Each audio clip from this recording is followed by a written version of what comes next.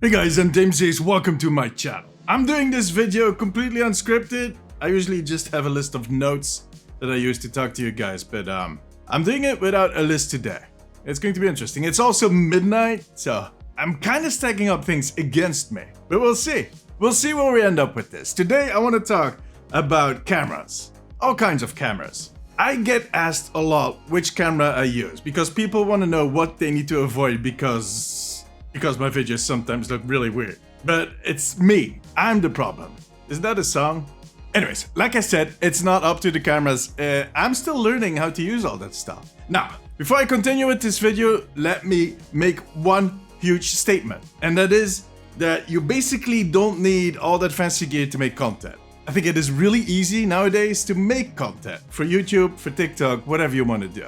And you can start doing that with your phone. If you have an iPhone or an Android, these things have a pretty good camera. Not this one. This is an iPhone 12, 13? I think it's a 12 or a 13. I don't remember. The newer generation iPhones do have a very impressive camera. There's one thing I hate about filming with your phone though. Getting the files off can be a hassle. It's a pain in the ass. At least in my experience. But anyways, that is the first good tool to start making your videos. I don't know what I just pulled up. That was weird.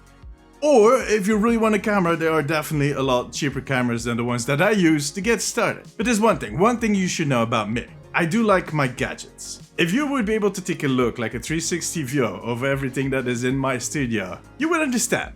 But that is not the reason I use all these cameras. It is because I want to learn this skill. I want to learn this skill to use it in a professional way. And like I said, you don't need all that stuff to make videos. But I'm kind of picky. I like to put out things that look beautiful to kind of contrast myself, I guess. See what I did there? Making fun of myself to break the tension?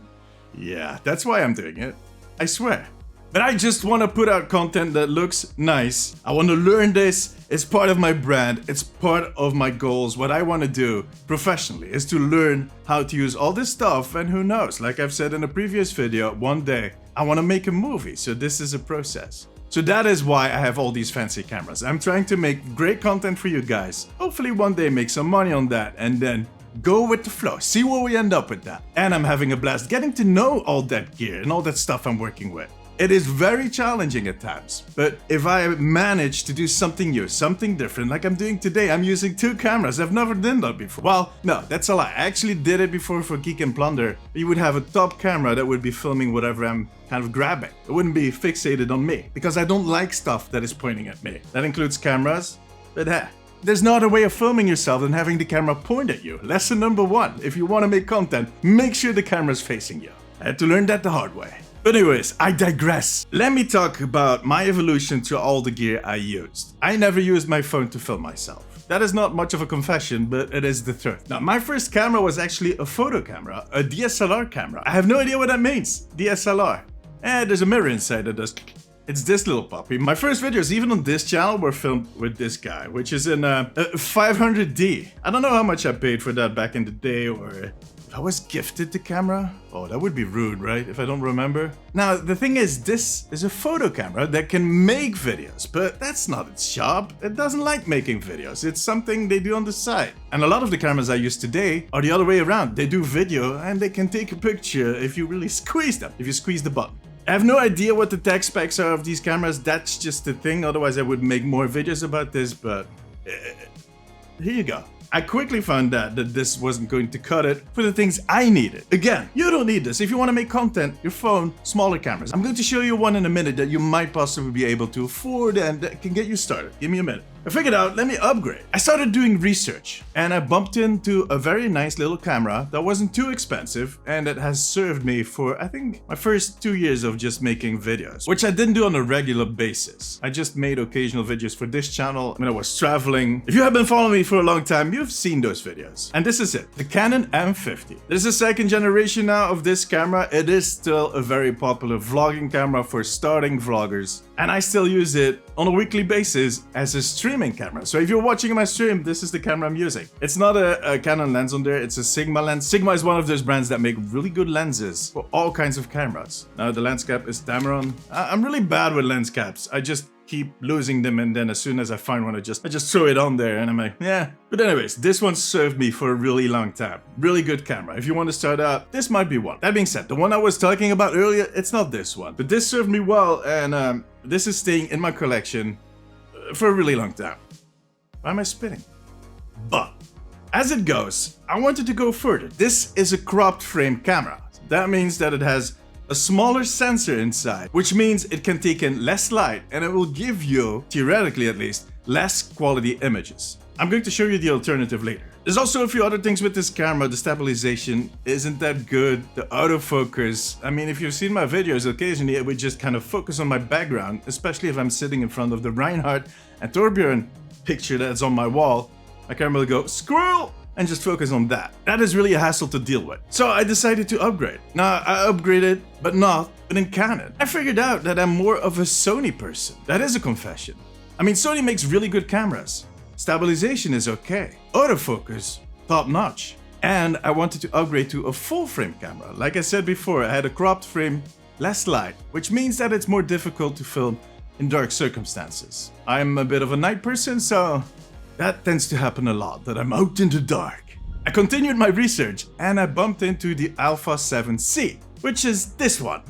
Well, hello there. I'll show you a shot of the camera right now. This is a camera in the Alpha series that Sony makes. It's the most compact of all those cameras. It's full frame, it has a lot of nice features, and that's the camera I've been filming with up till 3 or 4 months ago. Maybe even 6 months. No, it's going to be closer to 6 months. This is an awesome camera. It is a hybrid camera, so it is good in taking pictures and making videos. If you would ask it to make a choice, I think it would have a really difficult time. But the stabilization in the camera is almost non-existent. There are some tools that you can use that Sony makes to kind of crop in and to stabilize it, because it keeps gyro data of how you move your camera and you can compensate for that. But the thing is, you have to crop so much that you need to take that into account, and again, it's a hassle. It could also get really warm in my studio during summer. You've seen me sweat at times, and then it would start overheating and I had to stop filming. There were a few things with this camera that as I moved forward, as I learned to use these cameras, as I got better at using them, at least a little bit, that I bumped into and that I wanted to see different. Now, there were two stories here. I needed something for when I was vlogging, when I was traveling. I do tend to travel a few times a year and I want to film my experience. Sometimes I share it on the channel, sometimes it just kind of stays on my disc. With the Alpha 7C, the footage that came back that I got out of it was nice, but the stabilization for this camera was not good enough for what I wanted to do. So I was thinking, for some of my travels, I want to pack light. Well, I have the idea I want to pack light. I never do, but there's the intention of packing light. So I figured maybe I should get one of those cameras that I can just whip out and start filming on a daily basis, that I can take everywhere. If I'm going out to have dinner with friends, that I can take that camera with me. If I see something interesting, if I have a story to tell, I whip out the camera. So, and since I was in Sony, I went for this one, ZV-1. This is just a point and shoot camera. You open up the screen and you're ready to film. It's as easy as that. Close it down and there we go. And this is the camera I was talking about. A little camera like that is not too expensive, that has a microphone built in, that is okay. That has a lens in there, so you don't need to buy lenses, you don't need to buy any glass, because that is a whole science by itself, trust me. But that you can put in your pocket, you can put it in your vest, you can put it in your backpack and take it along everywhere where you go. And I did that for the longest time. And then I stopped. The quality of the videos I got out of this wasn't really what I was looking for. Still going to keep it, just a little camera that I can put on top of my other cameras. ZV-1. So, I had a few issues that I wanted to fix. Now, Sony has this one really popular camera right now, which is the FX3. It is a cinema line camera, so it is certified by Netflix to be used for their series and whatever you put on their platform, which is a big thing. I didn't know that. I learned that. It has a few other benefits. It has ventilation. It has 2 slots for SD cards. An issue that I've had multiple times is that a file might corrupt, but if you have a second slot, basically have a backup of that file that you can use so you don't have to redo everything. But it was super expensive. It's like, I think 6,000 just for the body. So that was a big no-no. I'm not willing to go that far for a camera. But then they released the FX30, which is basically the same body with a lot of the same properties, the dual slot, the ventilation, a lot of the things that I was looking for, but with a cropped frame. So the FX3 has a full frame and the FX30 has a cropped frame. But with the sensor that was in there, it actually, if you have the correct lenses, could be better in some circumstances than my Alpha 7C. Sorry, buddy. And I mean, I still love my Alpha 7C and I'm going to keep using it, but that could be a good studio camera and maybe even a good vlogging camera. I didn't know at that point if it was going to be good at vlogging, because the stabilization was definitely better than in the Alpha 7C. And on top of that, the autofocus was another notch up. So I got it. And that's the one I'm talking to right now. I've been filming on that for the last 6 months, these videos and the Omnic Post videos. It was a bit of a struggle to get to know it at first, but I'm really happy with the camera and I'm enjoying using it. And this is going to become my fixed studio camera. But it is not a good vlogging camera. It's better than the Alpha 7C, but it was not what I was looking for. And that was mainly the stabilization, and to be honest, low light performance is okay on this one with this lens that I'm using right now. That's a 1.4 lens. If you know what that means, you know that that helps in low light situations, but I still have to push it. And then Sony announced the ZV-E1, and that is a full frame vlogging camera that has the best autofocus Sony has right now. It has a lot of AI features. It has great stabilization. It actually takes stabilization a notch up from all the other Sony cameras.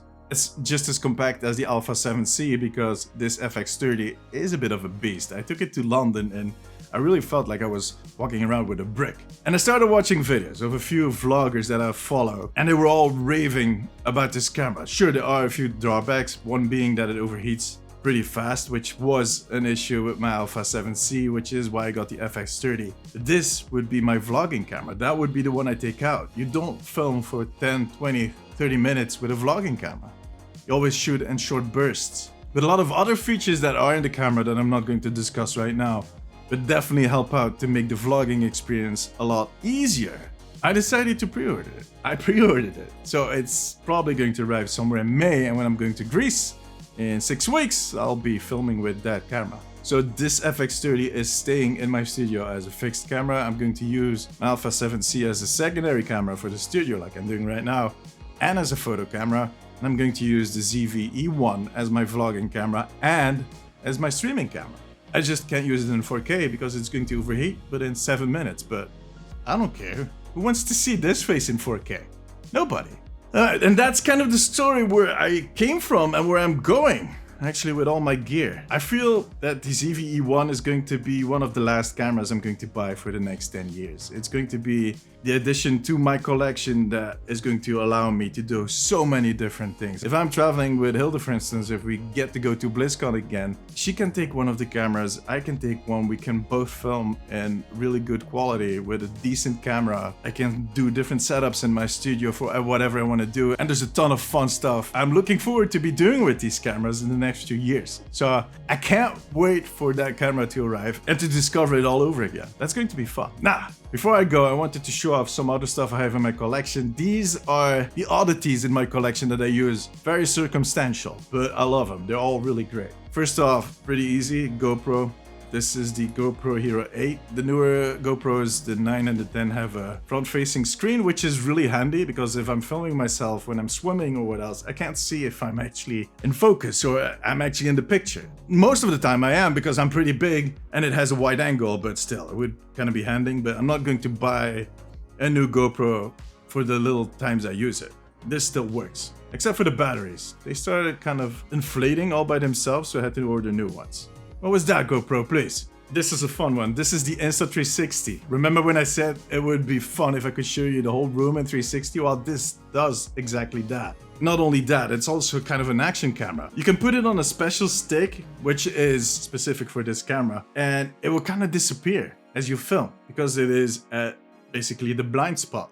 So it looks like you're flying a drone. It's quite impressive to see it happen. You'll find enough footage on YouTube if you want to see what it looks like. I have not made one of those videos yet. I've been using it for all kinds of other weird stuff, like making globes and it's a fun toy. One of my favorite circumstantial cameras is my drone. This is my third drone already. This is the Mavic Mini. I used to have the Mavic Mini 1, but I parked that one in the sea.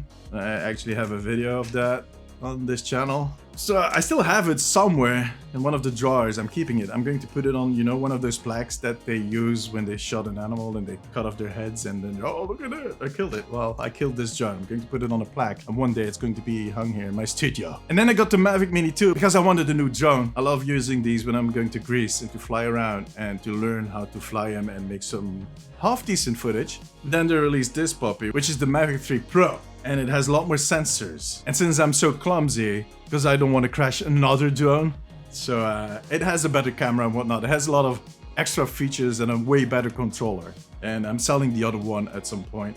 The thing is, I still need to practice a lot. But when I'm traveling to Greece, for instance, this one is always in my suitcase. These are some of my toys. Yeah, this was a bit of a lengthy video, but I hope you guys enjoyed it. I hope it kind of clarified what I'm using and it maybe triggered you into thinking, hey, I want to make content. Maybe I need to get one of those CV1s or whatever you want to do. If you have any questions, let me know in the comments below. I'm not an expert, but I know some stuff and I can always share my own experiences. Alright, guys, thank you very much for watching. If you enjoyed this video, consider giving it a thumbs up and make sure to subscribe because I'm going to be back with a new video. Till then, take care of yourself, take care of each other. Bye bye.